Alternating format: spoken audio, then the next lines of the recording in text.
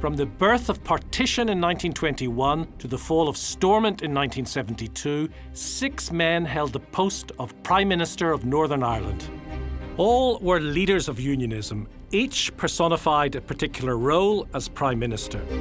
From Craig, the state builder, Andrews, the ageing caretaker, Brooke, the loyalist squire, O'Neill, the aristocratic reformer, Chichester-Clark, the dutiful officer, to Faulkner, the pragmatic hardliner. Unionists in Northern Ireland have had mixed feelings about these men, ranging from deep reverence through ambivalence to contempt. On the other hand, Northern nationalists have, on the whole, regarded them all as the unlovely embodiment of a deeply detested regime.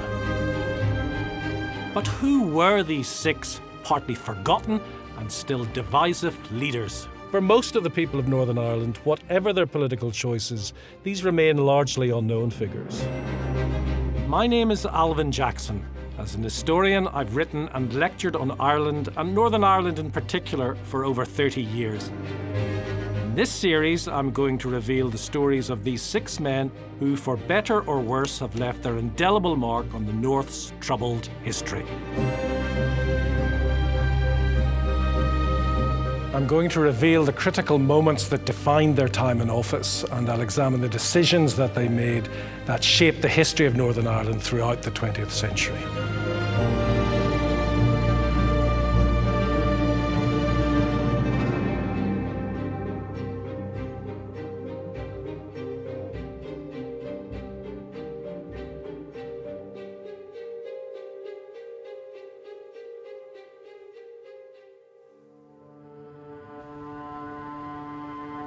By the end of April 1969, violence and disorder were escalating across Northern Ireland. Having failed to deliver key reforms demanded by the civil rights movement and under pressure from within unionism, Terence O'Neill resigned. He left his party divided over the election of their new leader and Northern Ireland's next Prime Minister. The choice was between James Chichester-Clark and Brian Faulkner. As everyone awaited the result of the leadership contest in Belfast, it was Downing Street's view that Brian Faulkner, in fact, would produce the more successful government for Northern Ireland.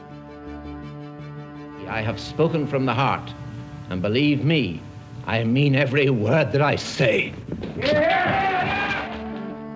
With his background in the family shirt-making firm, Brian Faulkner personified the entrepreneurial spirit of the North's business class.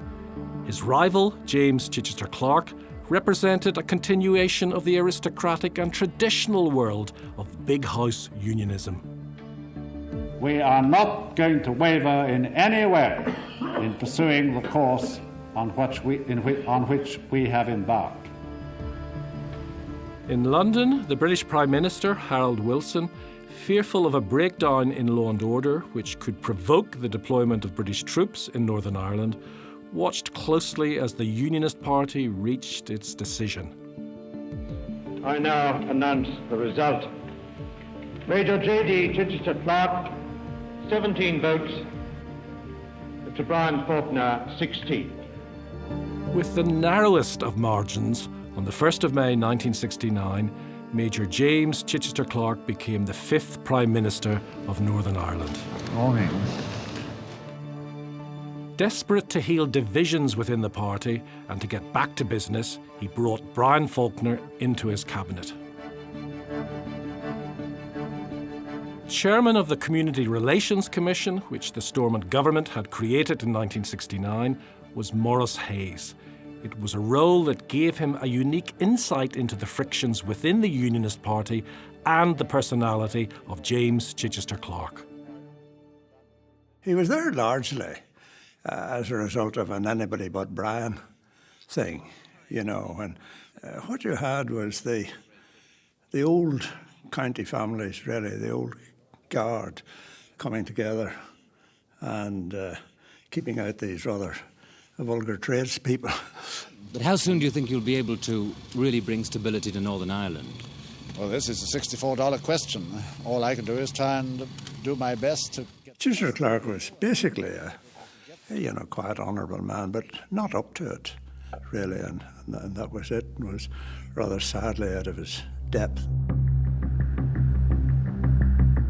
Only weeks after taking up office on the 21st of May 1969, Chichester-Clark and Faulkner held an urgent meeting with Wilson to assure him of their commitment to reform and to reassure him that the Stormont government had not lost control of the streets.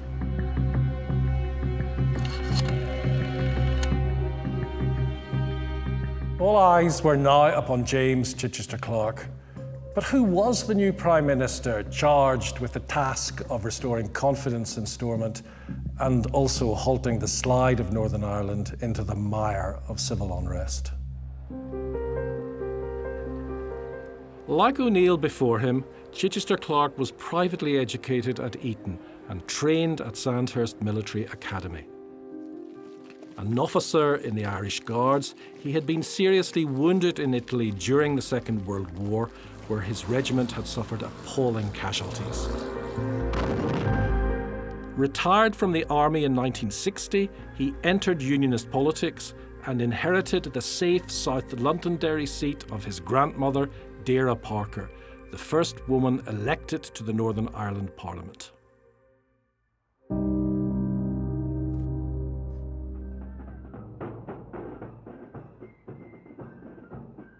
With the beginning of another marching season in the summer of 1969, the new Prime Minister was confronted with an eruption of sectarian violence on the streets of Derry and Belfast. Prime Minister, are you very concerned? Well, of course I'm concerned. What about the situation likely to occur in Derry in the middle of next month, when, of course, we do expect further orange demonstrations, as there usually are at that time? Well, I'm concerned with the present at the moment. I'm not going to worry about next month. Yet the Apprentice Boys' March planned for the 12th of August in Derry had provoked grave concerns inside the Stormont government over a critical outbreak of violence. Chichester-Clark knew that if the police failed to control the disorder, he would have no option but request the mobilisation of British troops. But only days before the march, Chichester-Clark and his ministers received alarming news that potentially threatened their very existence. In the event of troops being deployed, they would not be controlled by Stormont. Instead, they would be controlled by London itself. Chichester-Clark faced an impossible dilemma: risk becoming the Prime Minister who lost control of the streets, or call in British troops and thereby undermine the power of the Stormont government, the bastion of unionism for almost half a century.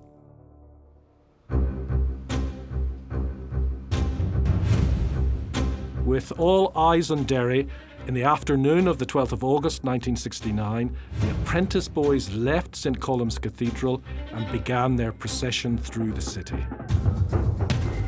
But then, as the march passed close to nationalist housing, a volley of stones was thrown, sparking a riot that engulfed the city.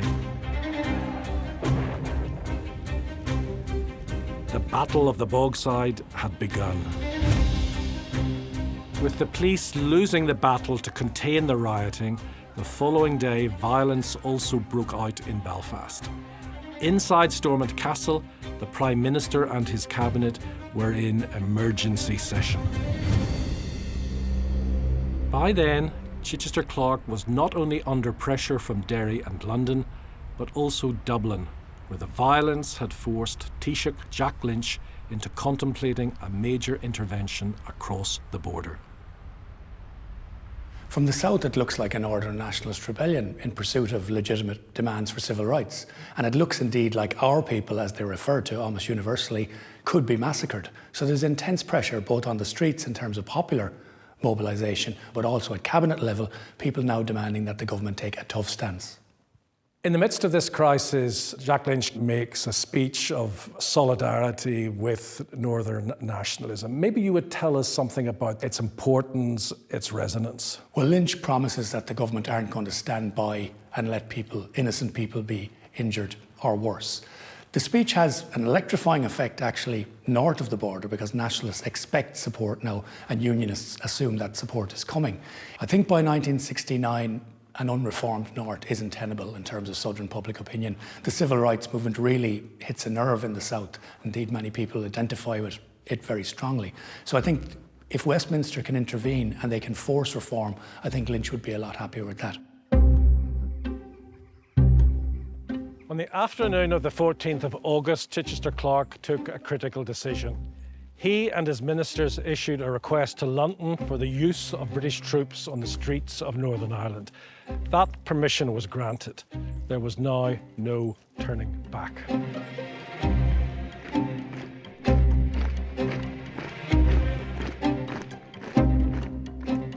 Quite clearly, we confront here a deliberate conspiracy to subvert a democratically elected government. The police forces, dealing as they are with armed conspiracy, evidently require reinforcement. For me, this is fundamentally a portrait of a man under pressure. James Chichester-Clark's facial expression reveals that stress. His brow is furrowed. The way in which he delivers his lines is also, I think, very clearly revealing of that stress and strain. The job will be greatly simplified. He gets certain phrases in his speech wrong. You can hear the sighs as he delivers what he has to say. But at the end of the day, he's also announcing a shift in the balance of power between Belfast and London to the advantage of the latter. And that's what the introduction of the troops onto the streets of Northern Ireland means.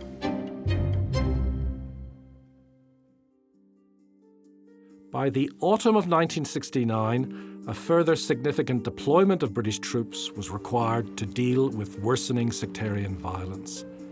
Two highly critical inquiries commissioned by Downing Street into the Stormont government's handling of the civil disorder and security left Chichester-Clark with no option but to accept immediate reforms in policing and local government. By April 1970, his leadership was further undermined by anxiety from within the Protestant majority towards Chichester-Clark's reforms, as Stormont by-elections delivered a major blow. Ian Richard Kyle Paisley, 7,981. With the election of the Reverend Ian Paisley.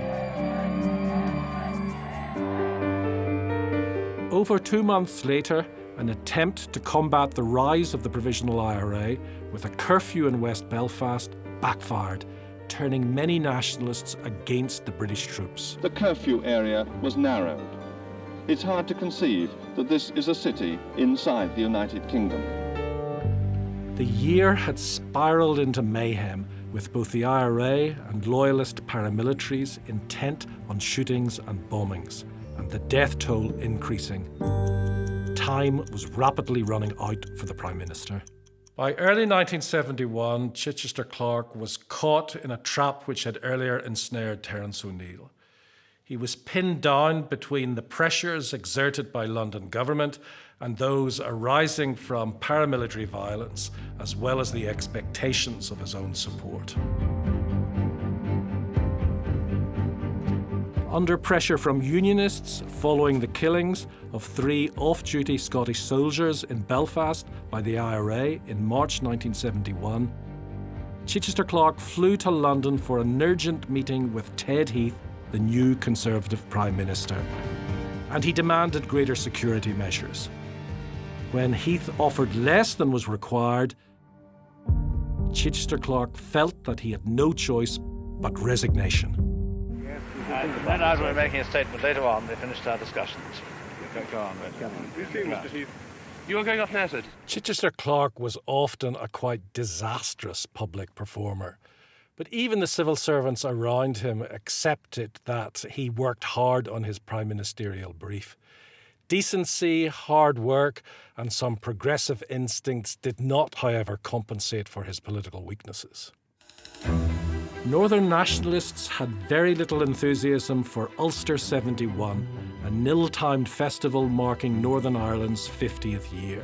But what might once have been a moment of celebration for unionism was instead one of unease as society slid deeper into sectarian violence.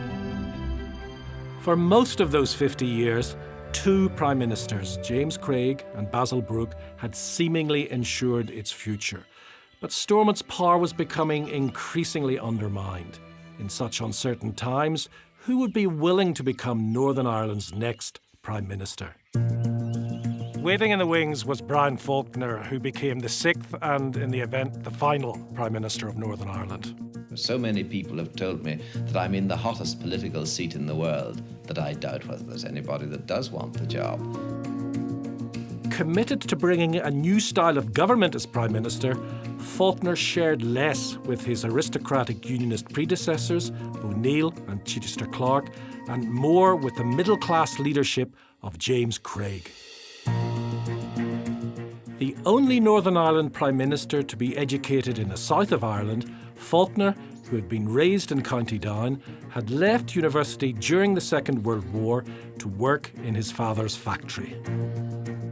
It's a very great responsibility and a very grave one at the present time. I don't think it is any longer a sort of a social perk to be Prime Minister in this country. Do you think he's going to be a success? I think if he isn't going to be a success, no one will. A relatively liberal unionist at the beginning of his political career, by the time he became Prime Minister, Brian Faulkner had long embraced a more hardline position. Faulkner was a more cautious reformer, and he certainly didn't want it to appear as if reform was being thrust upon Stormont by London or by street protest. He wanted, above all, for unionism to be seen to own reform. He wanted to own reform. Despite increasing violence, Faulkner made some efforts towards greater inclusivity at Stormont, with the first inter-party talks between the Unionists, the SDLP, the Nationalist Party and the Northern Ireland Labour Party held at Stormont in July 1971. But following the shooting of two Catholic men in Derry by the British Army, the SDLP withdrew from Stormont. Once again, a political initiative was derailed by the dire security situation. Faced with political stalemate and spiralling political violence, Faulkner took a fateful move. With the backing of London and with the support of the police and the army, he decided to introduce internment onto the streets of Northern Ireland.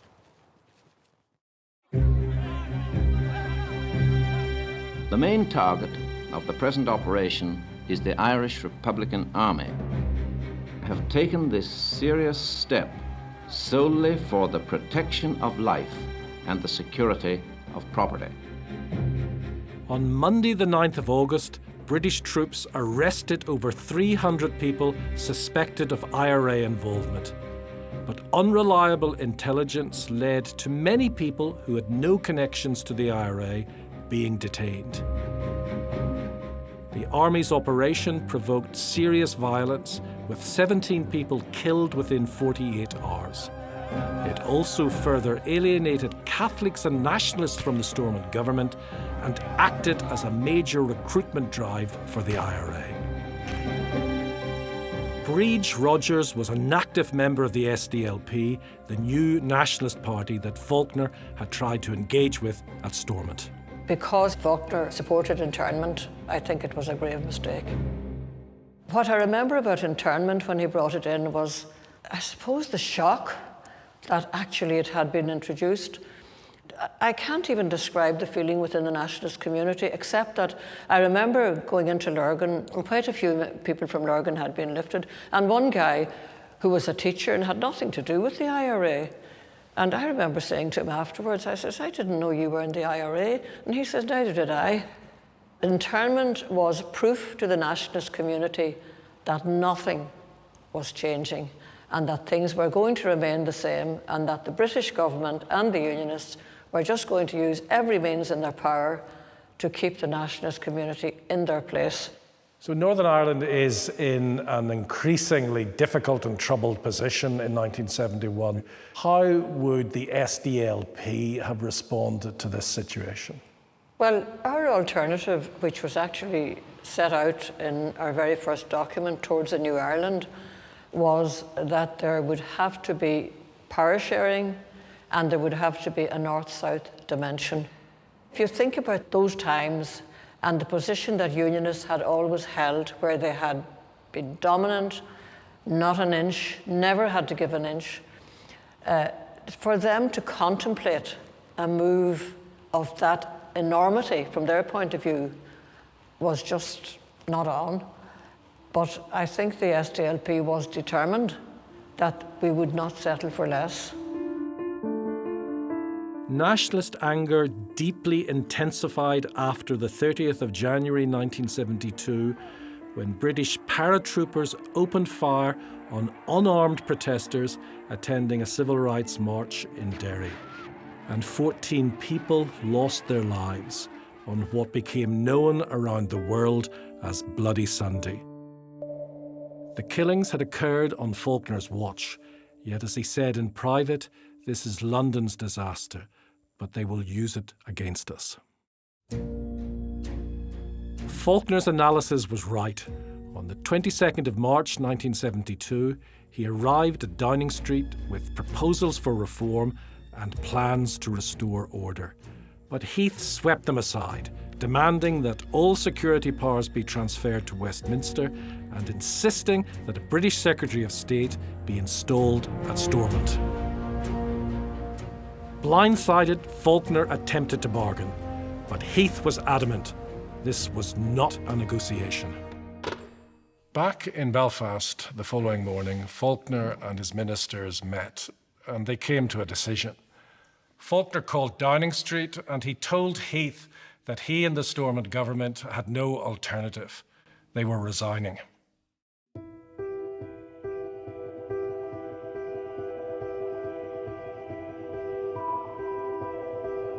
Brian Faulkner is here on the front page of the newsletter, emerging from his ministerial car with his eternally optimistic smile, but he knows the game's up.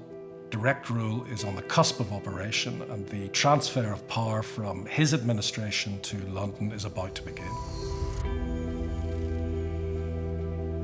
On the 28th of March 1972, as Faulkner held his last meeting of the Northern Ireland Cabinet, a massive loyalist crowd gathered outside Stormont in protest against direct rule from London. After the cabinet meeting, Faulkner walked out onto the balcony and addressed the crowd. We understand absolutely the feelings which have persuaded you to come out to Parliament buildings today, and that not only do we understand your feelings, but, my friends, we share them.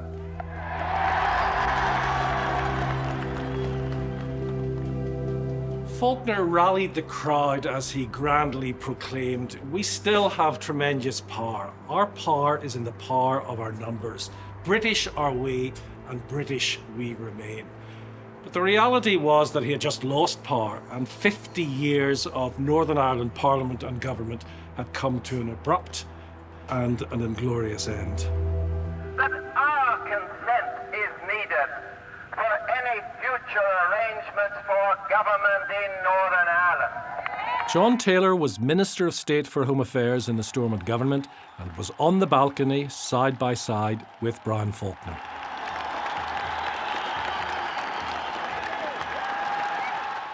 I was in hospital at the time.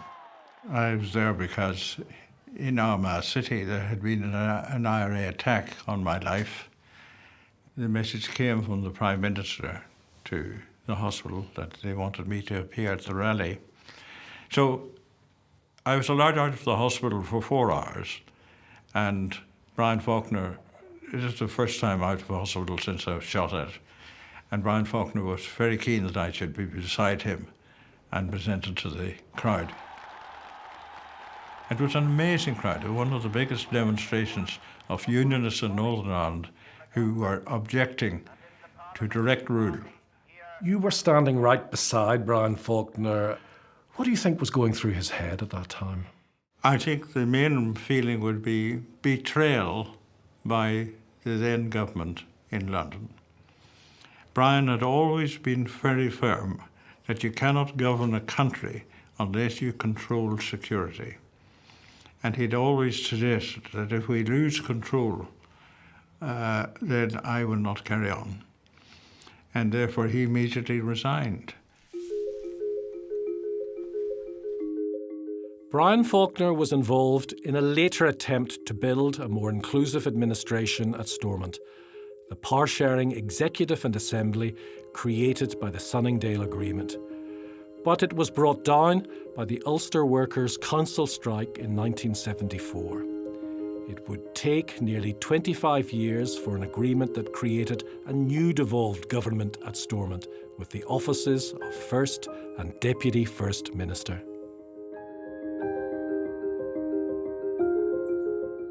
Brian Faulkner died suddenly in 1977 in a horse riding accident, and he was buried here in the shadow of the Mournes in County Down. His legacy still divides. Nationalists saw him in the lights of internment and Bloody Sunday. Unionist views were split over Sunningdale. Some who worked with him thought that if he'd been appointed earlier, if he'd built trust with nationalists, he had the ability and the pragmatism to shape a better future for all in the North. These were big ifs. For 50 years, the Prime Ministers of Northern Ireland had to navigate the sovereignty of Westminster. For much of this time, they'd been left to their own devices, but increasingly they were tempted to believe in their own grandeur, their own indispensability, their own autonomy. But these were fatal temptations. The key concern of the 6 Prime Ministers was the survival of the state. They focused on the unity of unionism. They had little to offer Northern nationalists, those who had not wanted the partition state, those who had no great faith in its capacity to deliver fairness and equality. Across the 20th century, Republicans and Loyalists and the state had all used force to achieve their different ends. Bloodshed had accompanied both the creation of the Irish Free State and Northern Ireland. Violence, the threat of violence, the reality of violence, the legacies of violence hung like a storm cloud over the Prime Ministers for 50 years. In the end, the Prime Ministers failed in their different ways. This said something about their own limitations as well as the complex challenges that they faced. Achieving stability and progress in divided societies has almost always required great skill, great generosity, great vision. But greatness of this kind was in very short supply at Stormont in the years between 1921 and 1972.